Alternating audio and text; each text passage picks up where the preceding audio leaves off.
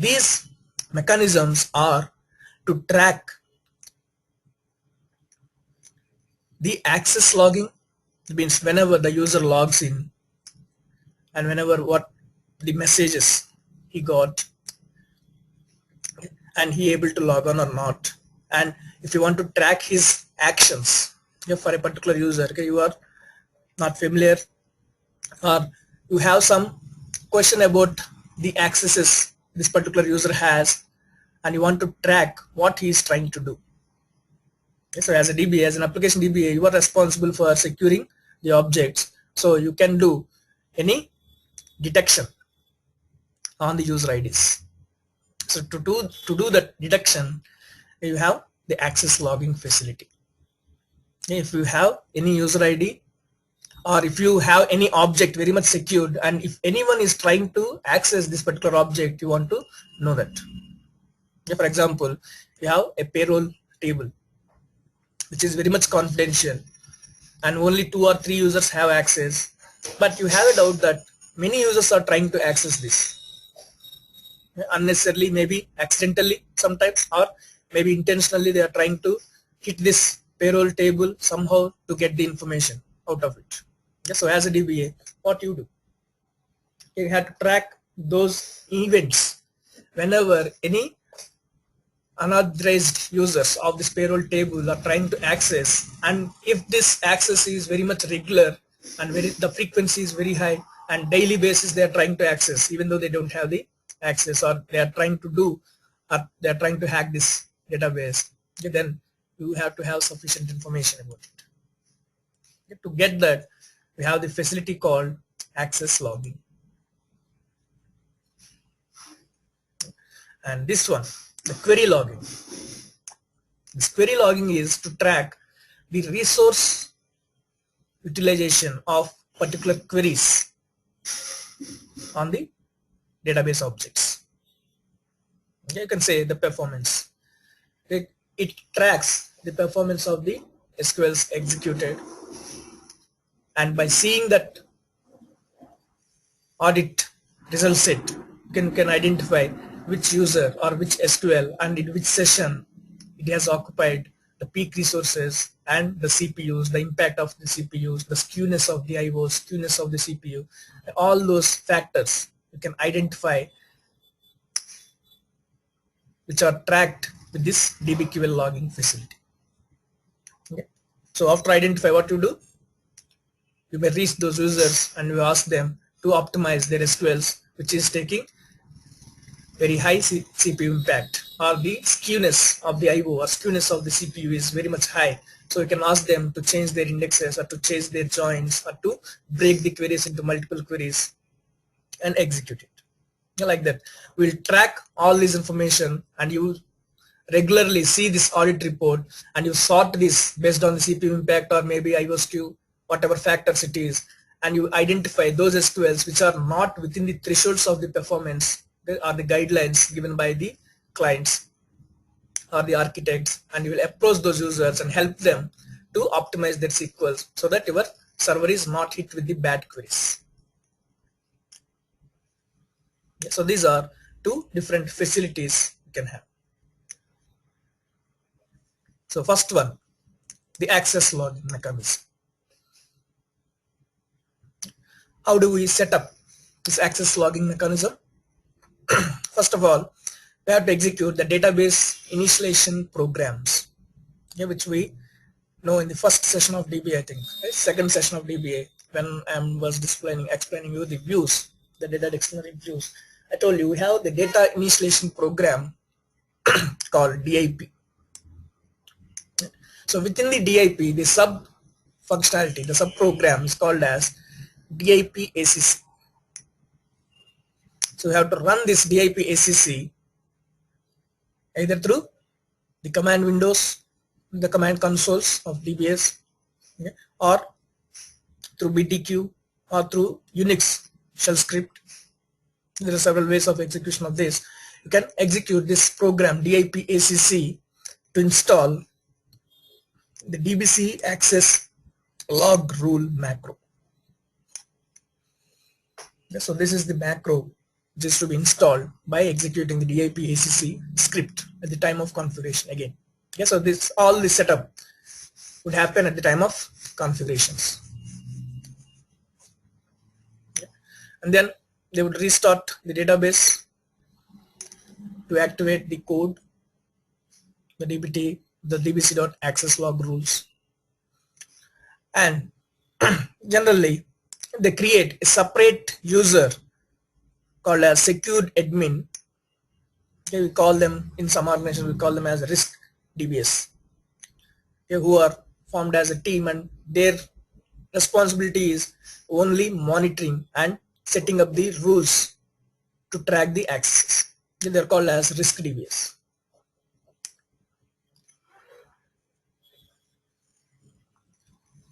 Okay, so you may create a separate user and grant the macro execute access to this secured admin.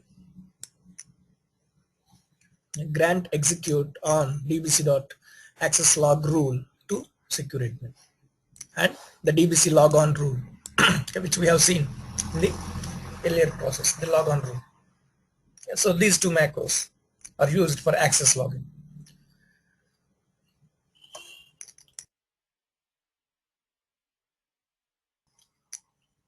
Okay.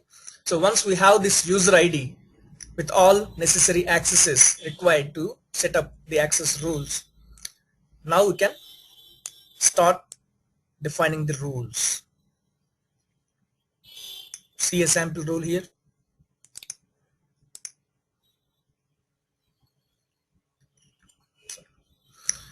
Okay.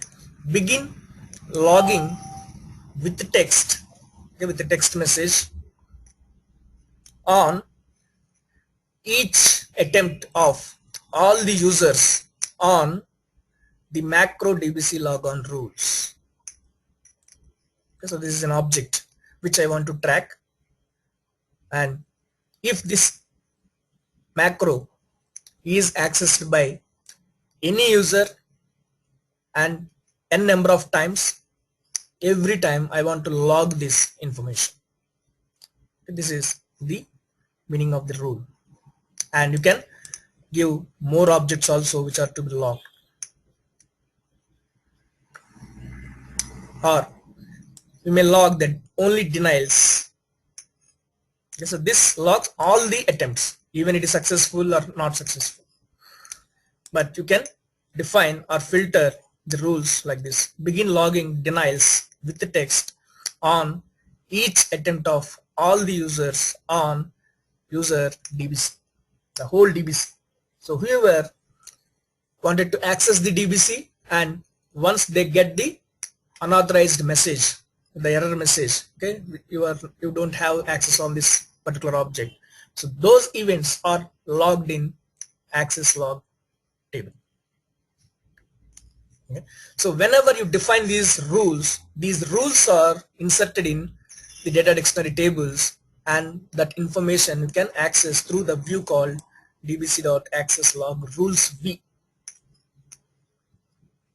Okay. So once I execute the statement, this rule will be placed in the access log rule v, and whenever any user wants to access these objects, and as per this rule, the events are logged in the dbc.access-log, okay, the table, but it is the view through which we access that information finally. Okay. So this is one more example of rule: begin logging with the text on each database object, user, and grants, everything. Okay, whatever database, whatever user, whatever grant operations we do, everything to be logged. Okay. And we know these are also in permanent space. So if you give a very generic rule, the rows inserted into those log tables will be very huge. Okay, if you have 1000 users or 2000 users, and if you give all and each, whatever operation they do, everything will be logged, and this table will enormously keep on growing. So we have to identify what is our objective of tracking it, and we have to filter out the rules so that we will get very less number of useful rows. Okay? It doesn't make much sense if you log all the information and use only 2 records or 3 records out of it. Okay, so while setting up the rules, we have to identify what is our actual problem statement, and accordingly we have to set up these rules so that you will get less rules, but each and every record which is logged as per the rule should be important for us. So this is the actual syntax. Begin logging, either denials or with the text, okay, with the text message of log on the first attempt, or only the recent attempt, the last attempt, or first and last attempts only, or each attempt. You can set up what type of event you want to log.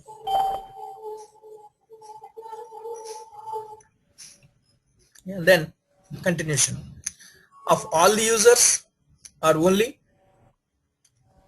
some particular users, or all the operations, or only the grants you want to capture, on which type of object, either it is the whole database or whole user, or a particular table only you want to track for the access information, or view, macro, trigger, procedure, function types, data types. So what you want to access, and if you have multiple objects, you can separate them with commas, names, the object names. Like that, you can define your own rule. For example, in the payroll database, you have only one table which is very confidential. Then do you define a rule on the entire payroll database, or that particular table, or a view?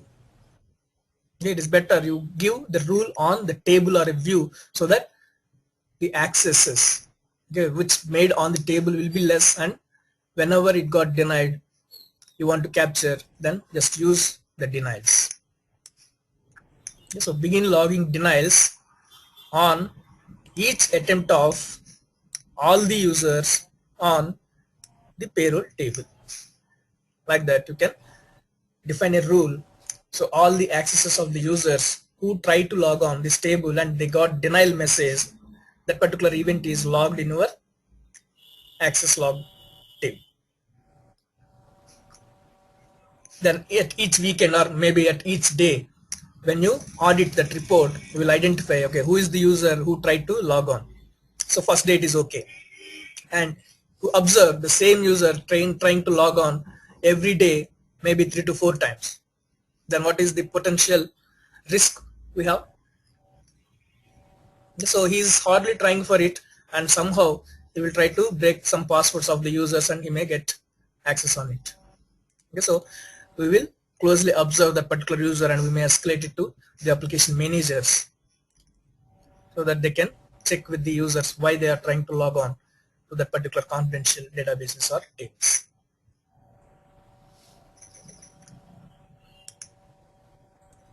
So these are some more examples how we can use and define the rules. So here, begin logging denials with the text on each select on table employee. Like this, as per our risk potential of the objects, we can define several rules, and as per all those rules, the rows will be logged, and at the end of the day, you will do an audit report and see is there any regular operations which are to be questioned. So this is the rules view, which captures the rules what you define.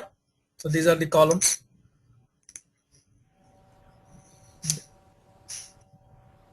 And this is the query we generally use to see the data of the access log rules, and this is the result. So this E plus E minus, everything have its own significance. When it is logged, the rule is logged, it will define all users, all databases, all objects, they have to be logged. So question 1, how often to log requests? Only first logon, last logon, both logons, or each logon? How often to log denials? So that is the 3 positions here. E, for each we have 3 positions. E means each here, each request, and the second question is each denial. The third question is how often to save text. If you give plus, that means all entries are stored with the text. Maybe it is denial or successful. If you don't give plus, that means minus, then it won't log the text message. So whenever you give with text, it will be added as plus here, and E means the each logon, and you don't want to capture the denials. Like that, each column has its own significance here.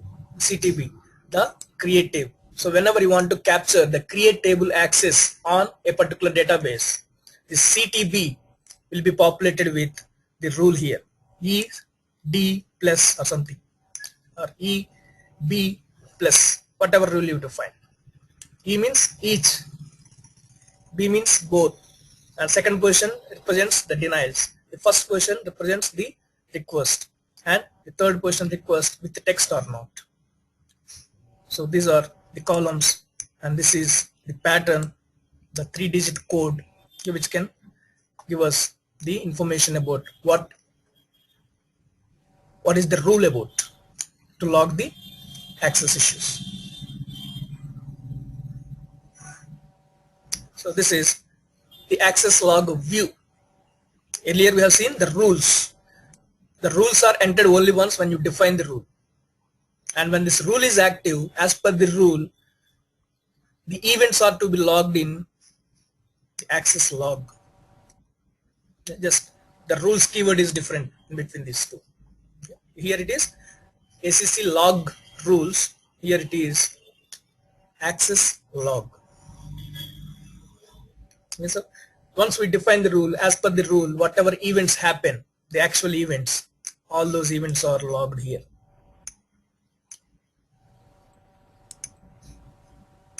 So this particular user has given the text, so we have given with text. So the query, what he executed on this object, is also captured. Yeah. So he wanted to select the data, so it is select type. It is an insert type, or it is a delete type, or update type.